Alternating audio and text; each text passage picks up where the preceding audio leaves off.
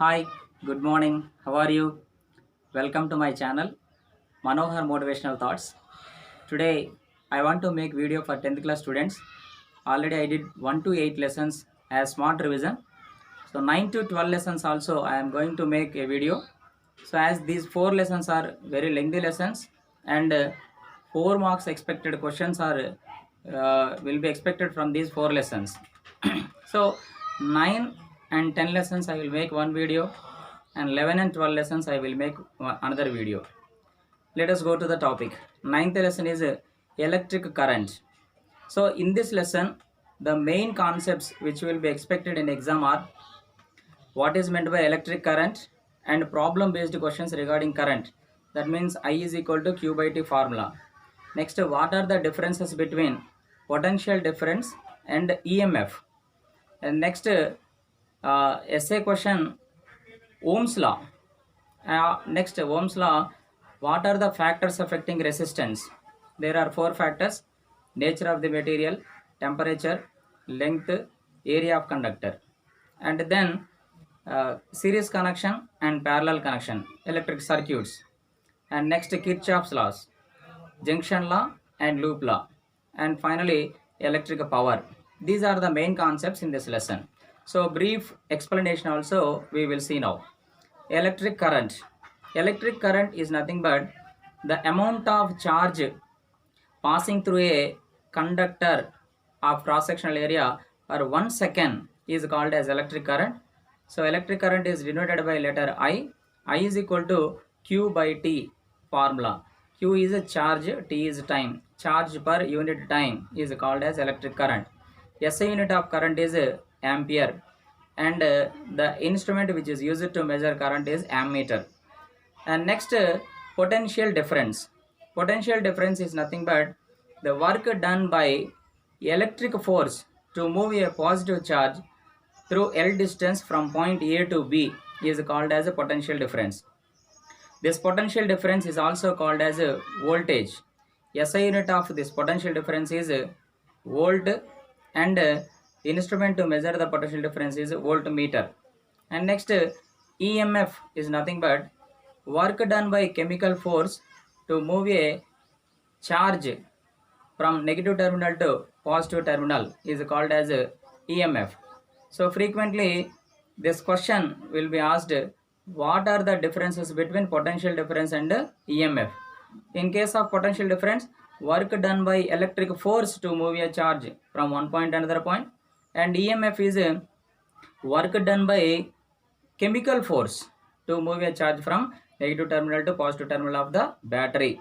So these are the differences. Units are same, volt, voltmeter, and in the even EMF also measured by the units are volt and voltmeter. And next, we will go to the next topic in electric current is Ohm's law. Ohm's law is the most important 4 marks expected question.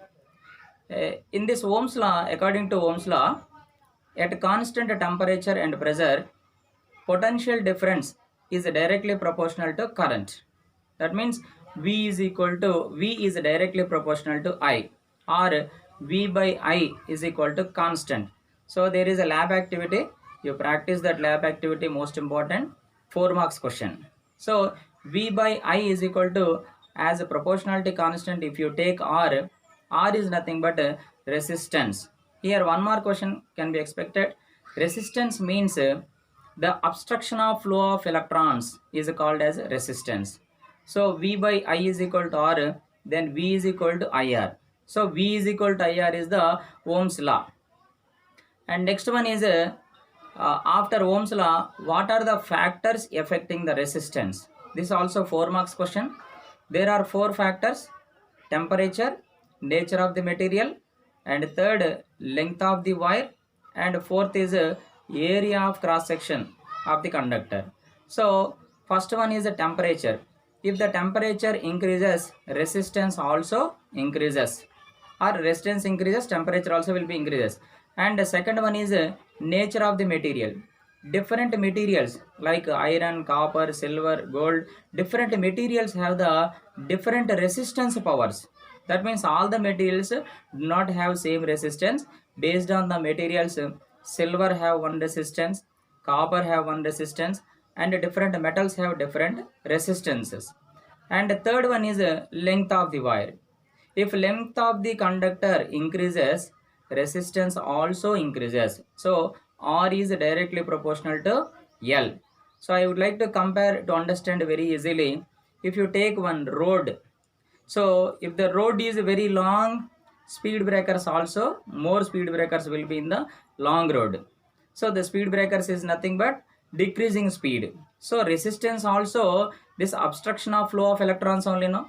So that is why if the long wire is there, more resistance will be. And next one is the area of conductor.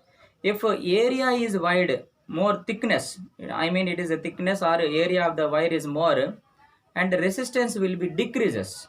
So if the roads are very wide, okay, two-way road is there, so no need to more number of speed breakers. So that is why if the area of cross section is more, resistance will be decreases. So it is inverse proportionality. R is inversely proportional to 1 by A. That means that R is directly proportional to 1 by A. So resistance is inversely proportional to area of cross section. So from these two, that means length and area of cross section, R is directly proportional to L by A we can take. So R is equal to, if you remove the proportionality constant, rho L by A. Rho is resistivity or specific resistance. We say that specific resistance. R is equal to rho L by A. So this R resistance, we can use the problem based questions. This formula R is equal to rho L by A. So these are the factors affecting resistance. This is the most important question in this lesson. And next, circuits are there. There are two types of connections, series connection and parallel connection. In the series connection, the flow of current is, if only one way of flow of current is there, one way of flow of electrons is there in a circuit, then that is called as series connection.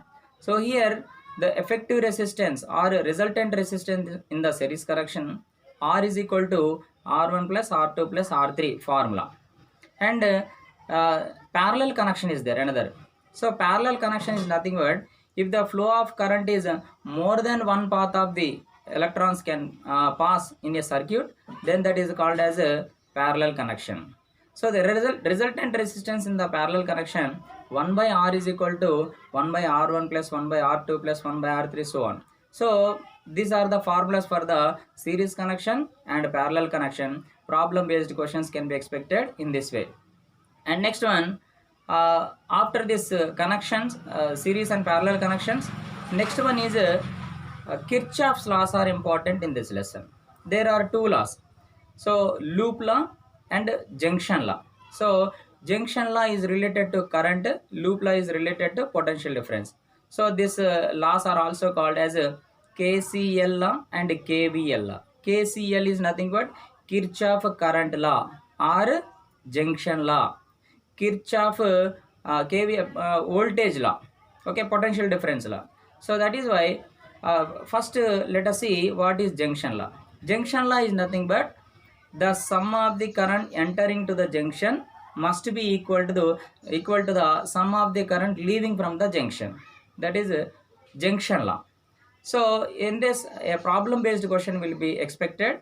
That means one junction point will be and different directions I1, I2, R3, I2, I3, I4, I5 values will be given.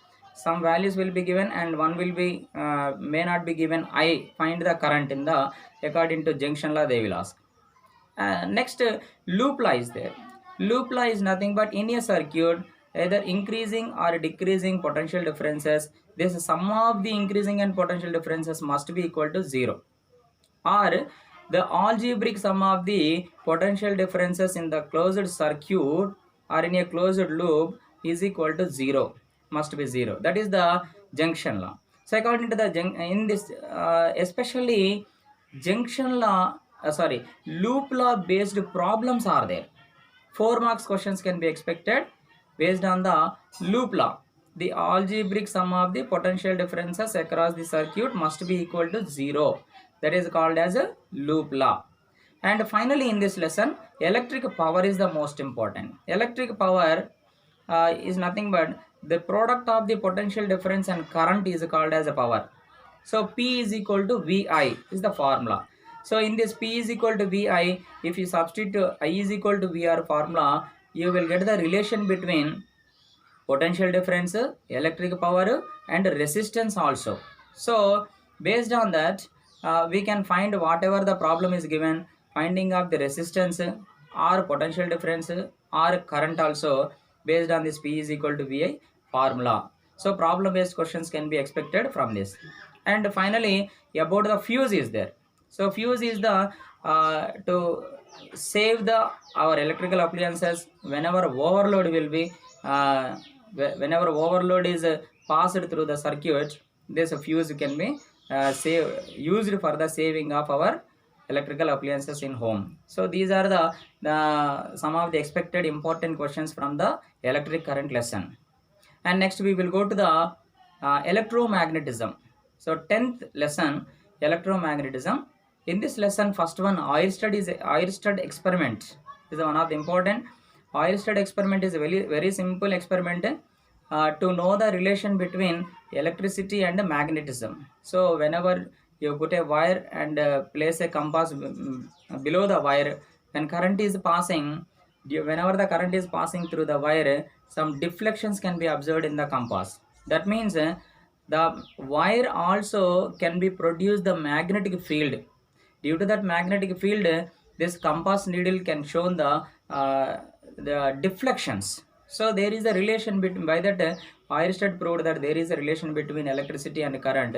So that Oersted experiment is the first experiment to know the relation between electricity and current. And next one is one more question, what is meant by magnetic field? Magnetic field is nothing but the space or region around the magnet up to where the force of attraction can be felt is called as magnetic field. Next, magnetic flux.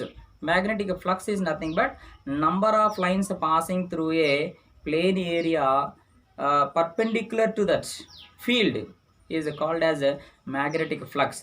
And magnetic flux density. Magnetic flux density SI units are the Weber.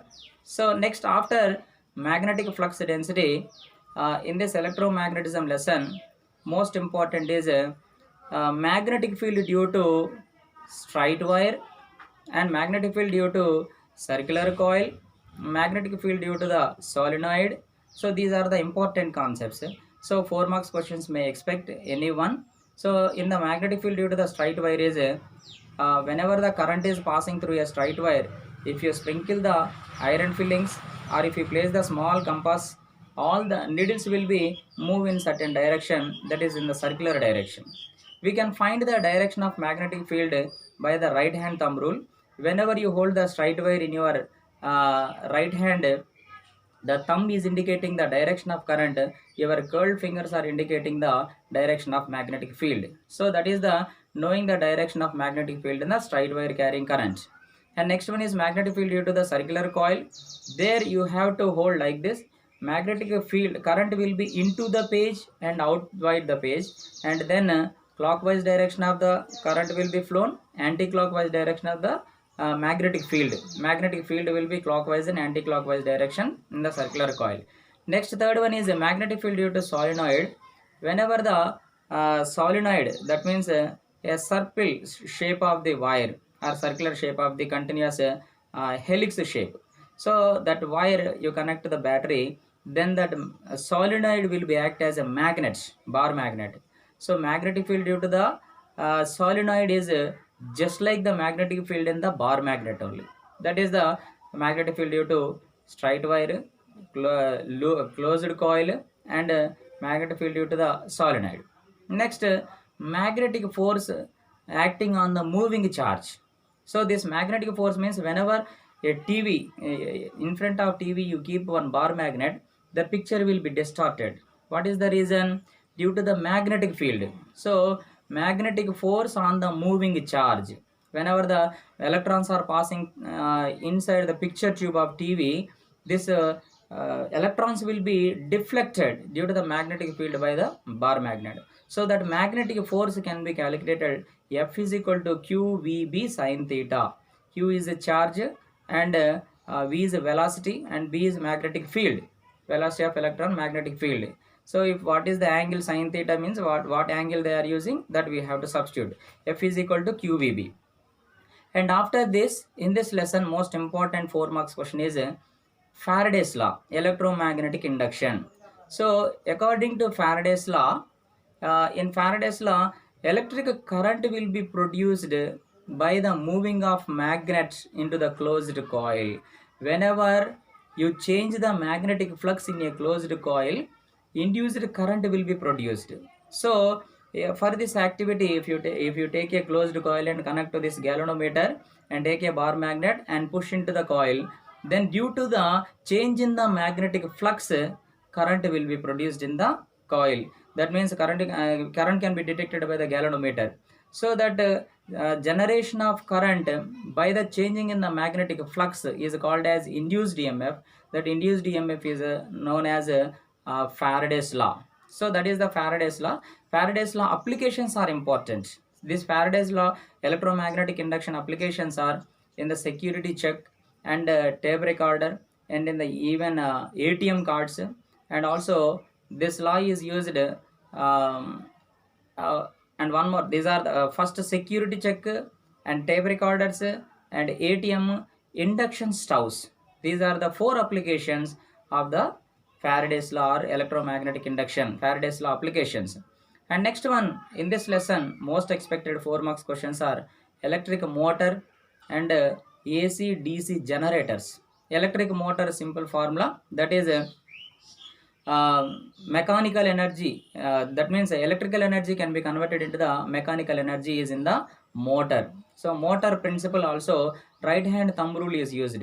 This right hand thumb rule is whenever you stretch your thumb and forefinger and middle finger perpendicular to each other, okay, whenever you stretch your fingers, thumb finger, forefinger and middle finger perpendicular to each other, this is magnetic force. Thumb finger is indicating the magnetic force and forefinger is indicating the direction of current and middle finger is indicating the magnetic field. So FIB, magnetic force, current and magnetic field. So this by using this, whenever this rectangular coil will be rotated in the electric motor, that working and principle you can learn from your textbook 4 marks important question. And then generator, that is opposite principle, that is mechanical energy can be converted into the electrical energy. So that is AC generator and DC generator, along with the diagrams you have to practice. In this lesson, magnetic field diagram and also electric motor, electric generator, AC and DC generator, these are the important concepts in this lesson. So these 2 lessons, these concepts if you prepare well, you can easily get the good marks, and 4 marks questions you can attempt. Importantly, most important questions now we have discussed. So these questions you concentrate and write well your exams. So if you like this video, you subscribe my channel and share it to your friends also. Thank you.